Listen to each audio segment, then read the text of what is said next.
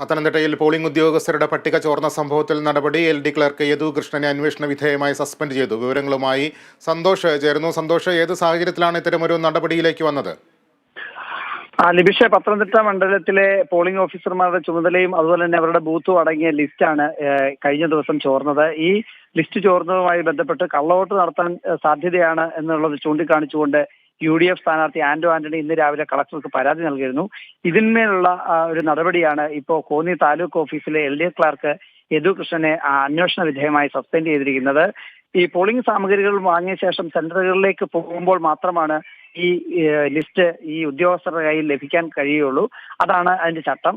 അതാണ് ഇവിടെ ലംഘിക്കപ്പെട്ടിരുന്നത്. എന്നാൽ ഈ യദു കൃഷ്ണൻ കഴിഞ്ഞ ദിവസം ഈ പോളിംഗ് സ്ഥാപനങ്ങളിലേക്ക് പോകുമ്പോൾ അവിടുത്തെ ഉദ്യോഗസ്ഥരുടെ ലിസ്റ്റ് ഒട്ടിക്കാൻ വേണ്ടിയുള്ള ഫ്ലെക്സ് അടിക്കാൻ വേണ്ടി ഇത് ഒരു ഗ്രൂപ്പിലേക്ക് അയക്കുകയായിരുന്നു. അപ്പോൾ ആ സമയത്ത് ഇത് അശ്രദ്ധ കൊണ്ട് മറ്റൊരു ഗ്രൂപ്പിലേക്കും പോയി ഉദ്യോഗസ്ഥരുടെ ഗ്രൂപ്പിലേക്കാണ് പോയത്. അവിടെ നിന്ന് ഇത് വ്യാപകമായി ഷെയർ ചെയ്യപ്പെടുന്ന സാഹചര്യമാണ് ഉണ്ടായത്.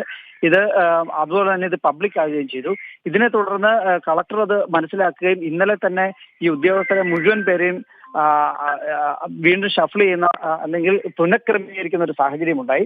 അതിനെ തുടർന്ന് ഇന്ന് രാവിലെയാണ് വീണ്ടും ഇതിന് അന്വേഷണം നടത്തുകയും ഈ യദു കൃഷ്ണനെ സസ്പെൻഡ് ചെയ്യുകയും ചെയ്തത്. എന്നാൽ ഈ നടപടി തികച്ചും ഒരാൾക്കെതിരെ മാത്രം ആണ് ഈ നടപടി നടത്തിയത്.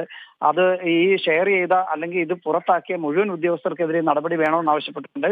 LDF-ന്റെ MLA-മാരും നേതാക്കളും ഇന്ന് കളക്ടറേറ്റിൽ എത്തി ഇപ്പോൾ പ്രതിഷേധിച്ചു. അവരുടെ അഭ്യർത്ഥന പ്രകാരം ആ മുഴുവൻ പേർക്കും എതിരെ നടപടിയെടുക്കാം എന്ന് കളക്ടർ ഉറപ്പ് നൽകി.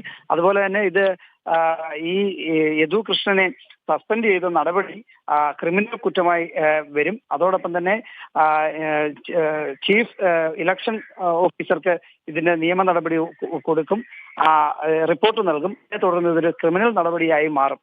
ഇതാണ് എന്തായാലും ഈ വിഷയത്തിൽ കളക്ടറേറ്റിൽ ഇപ്പോൾ ഉണ്ടായ.